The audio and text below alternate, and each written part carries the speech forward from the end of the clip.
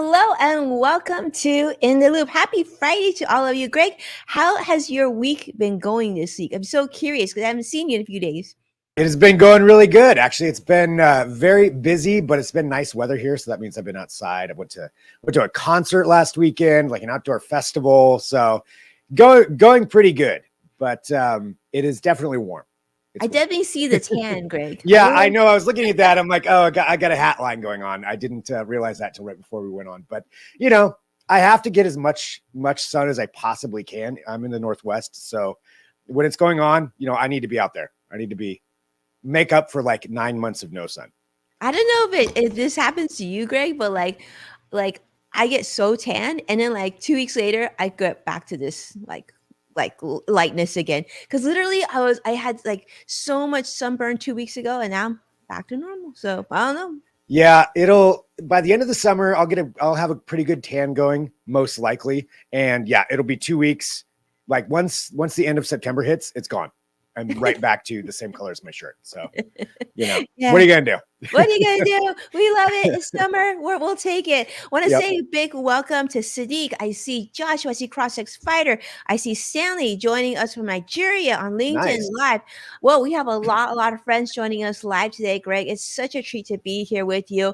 As for those of you who are brand new to the show, welcome to In the Loop. This is sort of the treat. On Fridays, we love to celebrate some time with you as we head into the weekends.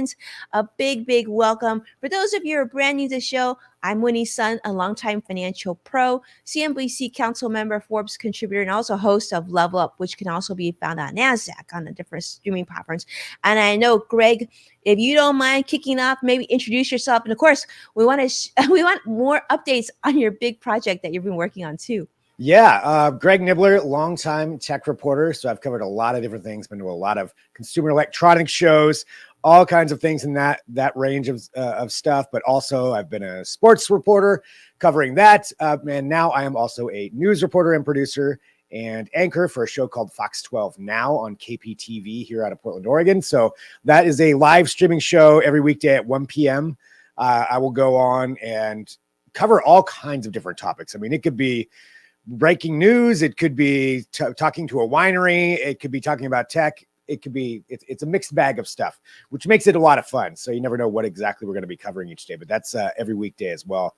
So yeah, a lot of stuff. I'm pretty busy, but it's a lot of fun. And that's why it's always fun being here too. When we're here on Fridays, getting to talk about, whatever you bring to the table, Winnie, whatever you've got going on, learning about the finance side of things. Cause that is one thing I do not know. As I've said many times on this show, this is where I learn about what's happening. And today I've got some tech stuff. We're going to recap a little bit of a big event that happened earlier this week. And I had to bring a robot. So I got a robot and a new streaming service. So we got a few things to talk about today. Amazing, Greg. I feel like you have so much knowledge from doing your news show that you might be a contestant on Jeopardy coming up, because I feel like a lot of that knowledge, Greg, can't use it to waste, right? Yeah, there's only so much that can stay in. I think half of it just leaves immediately. So, at any given time, I might know something about something. I don't know. What do you think? I see Dr. Leroy joining us from LinkedIn Live. You think Greg should go on Jeopardy? I feel like that's his calling. But so CrossX Fighter, it's awesome to see you, and amazing to see you, Sadiq, as well on YouTube Live. What a treat. All right. So friends, the market is still open. It hasn't closed yet. So let's give you some good news as we head into the weekend. Currently, the Dow is trading above 179 points. We'll take it. The NASDAQ is also up, roaring up to over 240 points. That makes my tech investor heart very happy. And the S&P 500 also in positive territory, up 40. So we have a triple up day so far. We'll see how the market does as we go into this show, and maybe I'll do a recap before we close off here to let you know how it's going. But here's what we know so far, Greg. The U.S. economy has surpassed expectations. This is great news. Coming from the early days of the pandemic when things really came to a halt. Well, now that things have gone closer and closer back to normal, and the annualized pace of 2.4% in the second quarter of this year, which outperformed consensus. So consumer spending and non-residential fixed income has contributed significantly to the economic expansion here in the United States. That is good news. So that some of the talk about recession just a few weeks, months ago seems to be quieting down. Housing, utilities, a lot of things continue to have a lot of growth. Now, that being said, positive positive economic indicators we will take. That doesn't necessarily mean that inflation is going to come down anytime soon. So, as you know, the Fed increased interest rate yet again this week by a quarter of 1%. So that's not a good thing if you have credit card debt or if you're looking to purchase a new home or maybe even finance a new car purchase. But if you don't need to buy anything, well, it could be good news for you because hopefully the cost of inflation on household goods will start to come down sooner rather than later. But some of the fun news I did want to share with you, Greg, 'cause I haven't seen you in a week now, is this: the Dow Jones was on a roaring winning streak. In fact, 13 days the Dow Jones was in positive territory, and this actually tied for the longest rally on record, a 14 session run that occurred in 1897. So for those of you who are thinking that things aren't so great with the stock market, well, this might be news to you.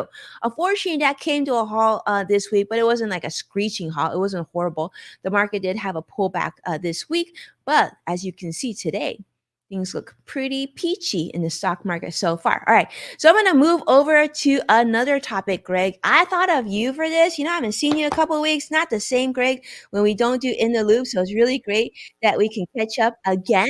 But I want to talk to you about this. Have you done your well, I know you're a Facebook user. I am too. We're streaming here on Facebook as well. Did you do your submission to get your money? Oh, you know what? I started that and I don't think I finished it.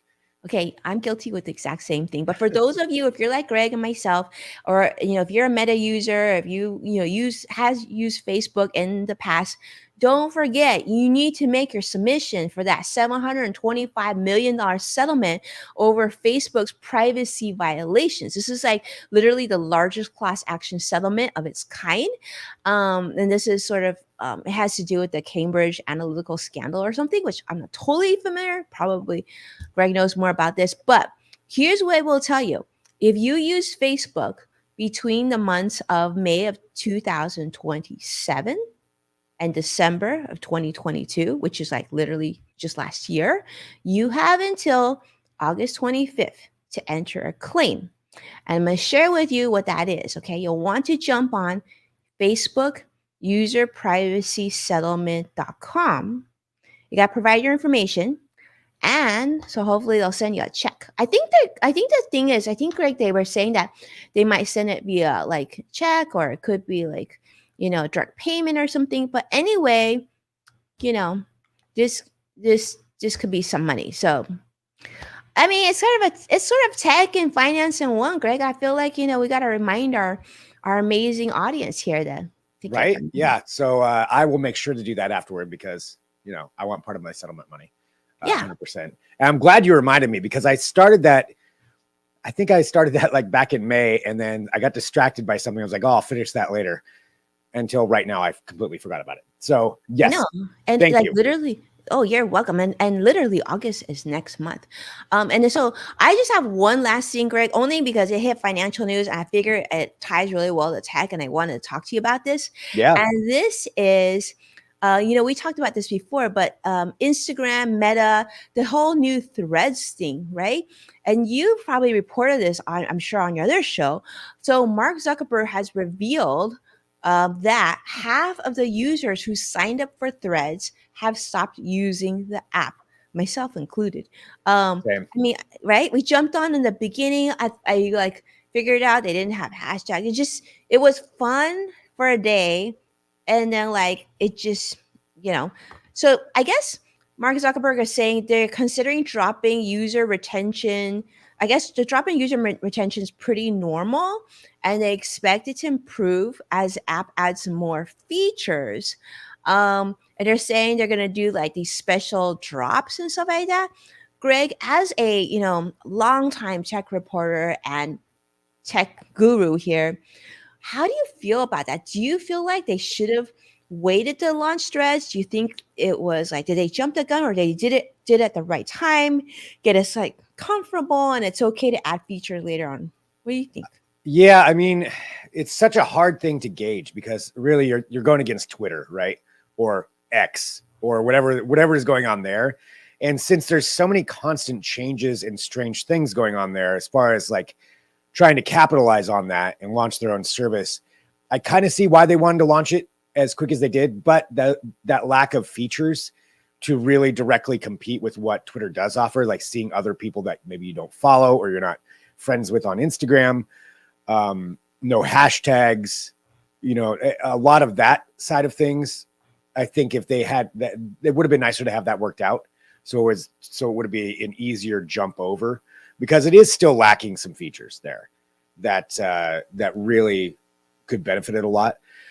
If those things start coming on, and if Twitter keeps on going whatever direction it is and isolating itself, making it so basically you have to pay to be a user to really get any kind of advantage out of it, then yeah, I think people will jump back over and start Threads again. I mean, right now though, 100 million people signing up, even if only half of them are using it, that's still pretty good. And all those accounts are still there. It's not like people most likely deleted their accounts because it's already tied into your Instagram account. So I think it won't be that hard if they really get some good stuff going on there to get people to jump over, especially if they get some big brands or some influencers saying, hey, I'm on Threads, or, start doing something along those lines. I think it can still be successful. Will it ever be as big as Twitter? I don't know about that, but I think it will. I think it's got a good potential to be a really good alternative. Oh, that's interesting. Yeah. And then Vicky joining us from the UK. Vicky, it's great to see you. Thank you so much for being here. So I guess that's another question that Vicky makes a good point, Greg. We might as well talk about this now because I haven't talked to you in a few weeks, right? This is big. So this whole rebrand of Twitter to X. And like, I'm always looking at it from a financial standpoint, like what is the business trying to do? Do we see the potential here? When we look at Threads, we look at Facebook. I almost feel like it's sort of that transition of social media, and that AI, of course, is having their moment, but social media is having a different moment where it's like, okay, we're using you, we got it. Now, what is it going to evolve to? Is it going to stay stagnant where, like Twitter, right? Which is now X, where we're already there. Greg and I, we both have a lot of followers there. So are we going to just stick with it and see where it goes? Or are we going to try and rebuild on Threads and build that audience there?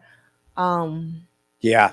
It's a hard thing to decide. I mean, our Twitter, the Twitter following is so big there, and it's done a lot over the years, but it's just, where is it going and what are they going to be doing to it? Because it's just so, ever since Elon Musk took over, it's just so chaotic, and every day it's something else. And then he's going to brand it this, he's going to do this, and then that doesn't happen. Then this happens. And then out of nowhere.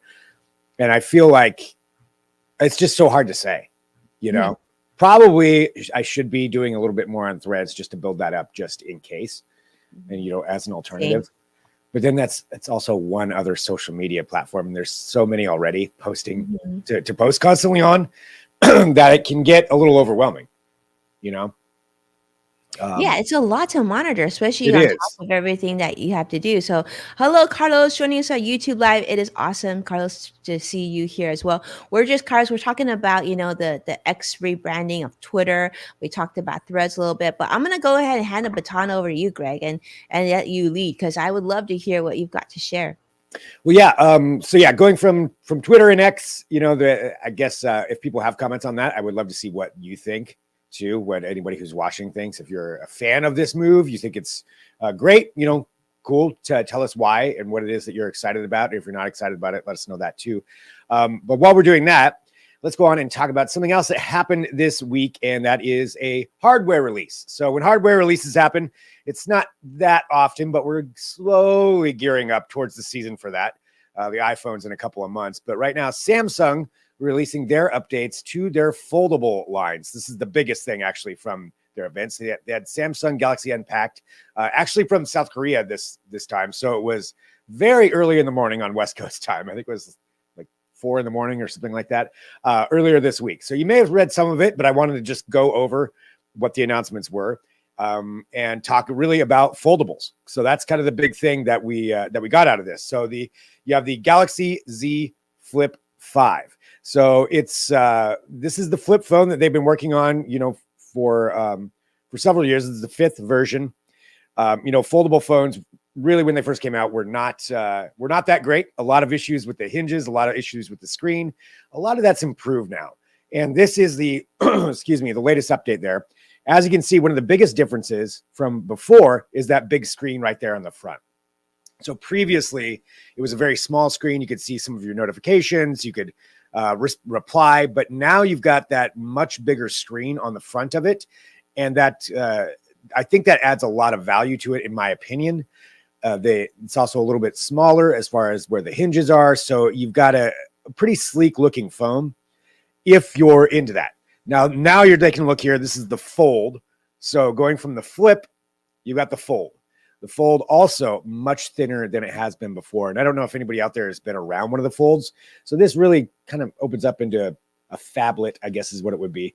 But a mini tablet is what you would have on your hands. You can use the 2 different screens. And this one, the previous version was pretty thick.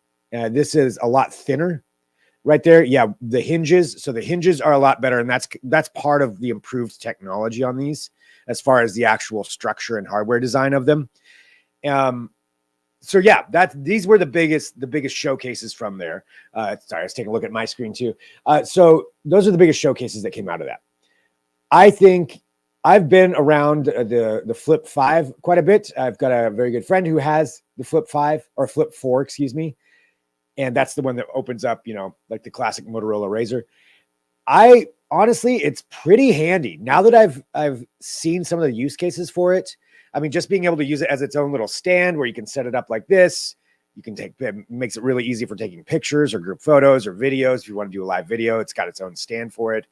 I'm kind of a fan of it. I think right now I might be leaning towards getting that phone for my next phone. I could go into the foldable side of things. I don't think I want the big fold that opens up like the tablet. I don't have a lot of use case for that for myself right now, although then again, if I started using it, I might. But yeah, I think the Flip is pretty interesting. I'm curious. Yeah, Winnie just posted that in there. What do you think? Are you a fan of this?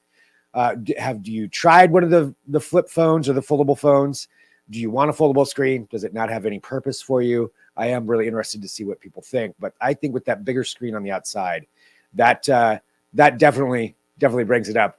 Yeah, Winnie, with the Apple side of things, I don't know.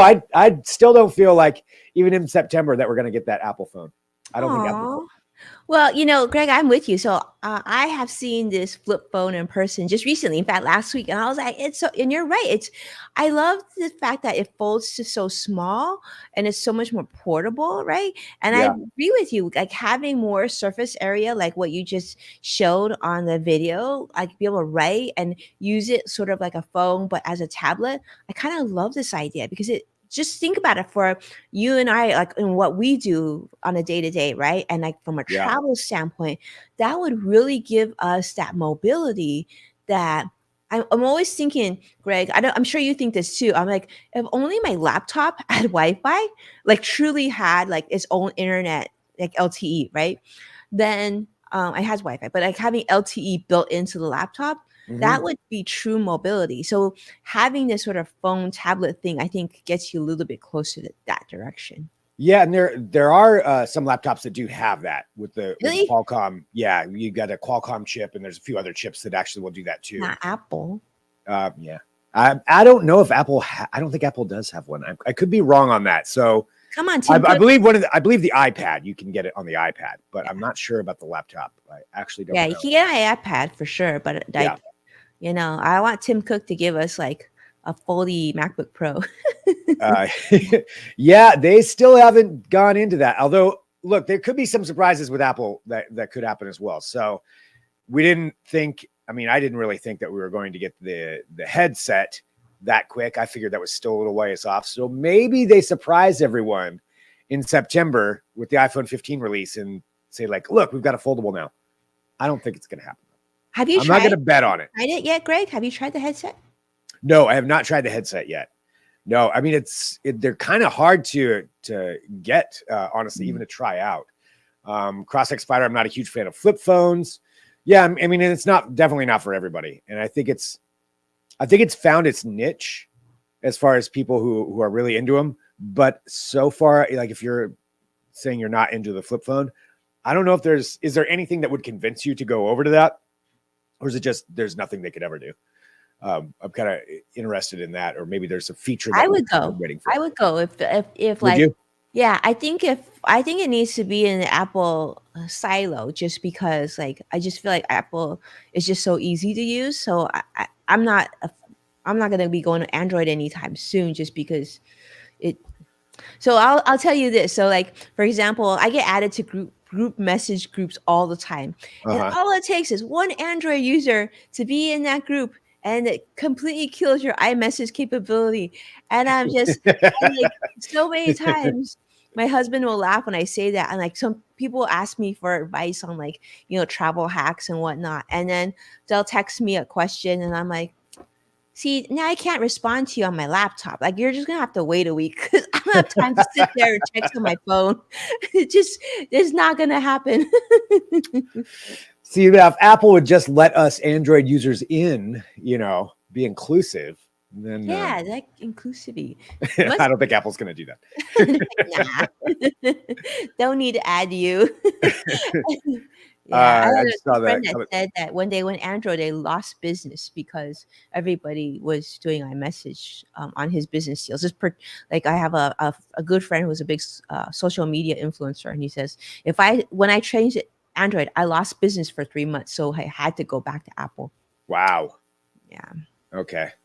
Well, that's maybe a. All right. Well, Apple needs to come up with a flip phone then. there you go. We need to go there.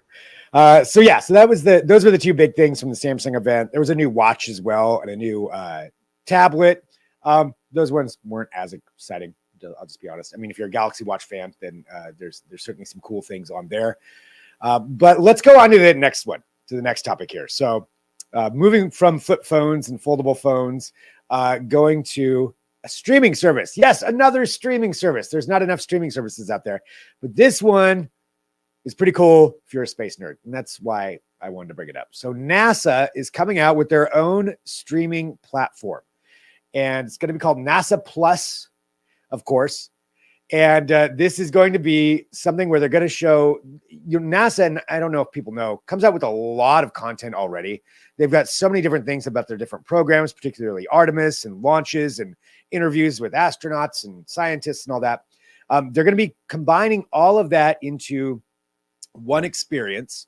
So it's going to be not only a web experience, and yeah, there's a great trailer of it, a web experience, but it's also going to be available on apps. It is really straight up a streaming platform. So NASA Plus, and they're going to be having new original content on there. So what that means, still waiting to find out a little bit more on that part, but this is pretty cool in my opinion. And here's the other good thing. Free. It's free. No ads and free, because at least for right now. So that's, to me, it's not like I was already watching a lot of their stuff anyway, but I will definitely be putting NASA Plus into my repertoire. I just wanted to bring that up for everybody. I think it's pretty cool that they're going to be having that, and seeing where else they're going to be going to. Carlos, very interesting. Yeah, I mean, the fact that it's free, number one. I mean, No I ads. feel like this deserves an applause, Greg. First Yeah. off, NASA Plus, I didn't even know this was a thing. This wouldn't even have been on my radar had you not brought it up. And then you're right. They make amazing content, and then it's Yeah. free, Greg. I Yeah. feel like there should be more excitement here. I mean, Vicky is like, that's awesome. I think this is awesome. You Talk can't about afford not to watch it. Yeah, you shouldn't. All you have to do is download an app. Yeah. I mean, I feel like this is great programming for those who are joining us from Modern Mom. You definitely got to download this as a parent. I mean, this is space, STEM. This is stuff that it's going to be quality programming that's going to be appropriate for all age levels. This I feel like a no-brainer. I'm gonna make sure that my kids take a look at NASA Plus for sure. Yeah, the actual downloads I believe are coming out later this summer. They said it's going to be on iOS, Android, Roku, Apple TV, Fire TV, desktop, mobile browsers. So it's going to be everywhere that you'll be able to, Oh, whatever your device is, you'll be able to watch it. So yeah, keep an eye out for that. The preview is available on the web right now, but then the apps are on their way. awesome. That's awesome. Great. Yeah, Great news. I had to Great. let people know about that. All right, and then I have one other thing, because we haven't talked in a couple of weeks. I've got to talk about a robot. This one though is a friendly robot that's meant to help people out. So this is called the GR1, and this robot is specifically designed to help with physical therapy and caregiving. That's kind of what it's really targeted towards. And so this, you can see it right there. You can see some of the different things with it. I want to bring up, some of the purposes that they're looking at. Now, general purpose is what they're saying, meaning you can do a lot of different things, say around the house, pick up things, but caregiving really seems to where it's kind of targeted towards. So even such a thing as picking somebody up and putting them in a wheelchair was one of the examples of what it could possibly do. So that I think is a really great potential. And looking towards, caregiving when people are getting elderly, this is another way that potentially you could have some, a robot there to help out with those tasks around the house, with mobility issues, with some of the other things that could come up. So I think the GR1, it looks pretty cool as well. As far as robots go, it's got a screen for a face, so it's not too humanoid-like, so you're not going to, get that weirded out uncanny valley feeling.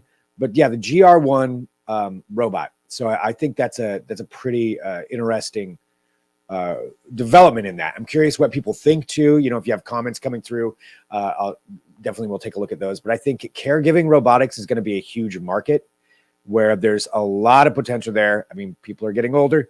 This is something that's going to be needed, and could really help out. If it can help carry things for people, lift things up. Like I said, put somebody into a wheelchair, help them get around, make mobility less of an issue for some of them. I believe that this is going to be a pretty good thing. CrossX Fighter Greg sure loves robots. It depends on the robot. I also like laughing at robots when they fall over. So I know when the robots do take over, I'm probably on the list. I'm sure they'll, when the Terminators come, I'll probably be up there. But I also think the technology is really interesting. And when you see something like that, where it's going to help somebody out, that to me is one of the biggest things, is how technology and things like this can help improve lives. And that's ultimately, that's what technology really is about. I mean, there's the entertainment factor that can come with it, but improving lives, improving something, taking a task away that you didn't need, or adding something, access to something that you didn't have. This seems to fit those categories of helping people out. I think it's pretty cool. I love this idea. Craig, so Cheryl on our team, she was just telling us on our call yesterday that her son, I guess, tore his Achilles heel, and Oof. he's needed to be in a wheelchair. And obviously he's young, right? He's in his Yeah. 30s, prime of his life. But they had to move him from his, like, 2-story condo to like her place, which is like has a single story, foundation, because it was hard for him to be able to even get up and down, like to where he needed to sleep, right? So you can see how this robot would give someone who doesn't have a mom to move into some independence, where the Yeah. robot could help you go up the stairs, could help you get into the bathtub, or even Yeah. simple things to give you back your independence and your privacy. Right. I love this because, as you mentioned, caregiving is it's a very tricky thing. We all know that at some point in our lives we'll probably need a caregiver, but like with nurses, and there's already a shortage of nursing staff as it is, as we saw that during the early days of the pandemic. Yeah. But having technology and a robot like this, I feel like couldn't come soon enough. Yeah. The sooner the better. So yeah, I love this GR1 robot. Keep doing it and get these. I think anybody who is using a caregiver right now would agree, like, this technology is needed today. Yeah. Yeah. I mean, it can help people out. And that's something that I think we can all agree is good. If this comes to fruition, they said that they're going to start making them. Let's see, they reporting that 100 units will be shipped by the end of the year. Most of them going to like research and development. Wow. companies to start figuring out some more ways to develop them to make them more usable. But I think within a few years, you're going to start really seeing these things actually showing up in places that you're going to see them. You're going to interact with a You're robot going to within a few interact with years. them. And this Yeah. is an area, remember how, Greg, we always talk about the cost and how expensive these Mhm. robots are. But you're talking about like, caregiving robot, like a Yeah. caregiver in a house, like is runs in the thousands of dollars. Yeah. So this is where that cost could be mitigated, hopefully, with the cost of a robot. So Yeah. hopefully they're gonna do something like, remember back in the day, Greg, when they were like selling out, they gave out like almost like free computers because they were selling the internet service, right? Back in the day. So Yeah. hopefully they can get the robot down and lower price too, and then people will just have to pay some sort of subscription to run your robot. I'm thinking that it needs to be that sort of like how phones are today, right? The phone itself, Right. yes, it's pricey, but it probably is even more pricey if we didn't get the subsidized by these phone companies Yeah. to provide the service. Yeah. Yeah. It probably will be subscription based. Like I have a robot subscription for this level of service and care or whatever. And yeah, but it's coming. It's going to be happening. It's So coming. just an idea there. So it's not all doom and gloom robots. That's a good robot, I think. So Yeah, I can't wait. I want one of these like happy caregiving robots. I don't need a caregiver, but let me tell you, if it could do dishes, sign me up. yep. Yep. Like I said, clean my roof off. I'm 100% for that robot. Oh yeah, and then folding clothes and Yep. loading dishwasher. Let's just talk about all the other things. Clean the bathroom. Yeah. There you All go. good things. All good things. But Amazing. that's what I've got for this week. For when it comes to that. But yeah, I am all for the robot helper. Well, it's a winner. Vicky is saying it's a winner, and I agree, Vicky. And Vicky is also saying hospitals and doctors will replace the human by 2028. I'm not sure about that. I don't think we're going to replace humans that soon, Vicky. But I think that robots could certainly do a lot of the heavy lifting and things that we don't enjoy. Hopefully I'm right, because I don't really want to, lose my job anytime soon. Yeah. But Right. I mean, yeah. Well, maybe one day Greg and I'll be robots on beating the show. I don't know. I don't know if I would want. Maybe it'll be so fun to watch. We'll see. But thank you so much, Greg, for being here. Like I will tell you, I missed streaming with you last couple of weeks, so I feel like I know. a fun reunion. And then hopefully, I don't know. I feel like next week we should bring some new shows to watch, huh? Yeah, that sounds great. It'd be good timing for it. Yeah, So there's definitely new shows to watch now before there's no more new shows because everybody's on strike. So yeah. So for that, I mean, I should kick it off. So thank you, everyone, our friends, for being here with us. Carlos, we see Vicky, we see Joshua, we see Sadiq, everybody who's here. We're going to do a show next week about new things to watch. So if you have any ideas, definitely, send us a message or post us and tag at Greg Nibbler, at Winnie Sun. We love to get your feedback, and maybe that way we can share with everybody next week as well. sounds great. All right. Well, thanks everybody. Yeah, looking forward to that. And everybody have a great weekend. It's always good to be here with all of you, and of course here with Winnie, and talking about all of this stuff and getting opinions. So looking forward to it. And I think that's it. We'll talk to you next week. Bye-bye.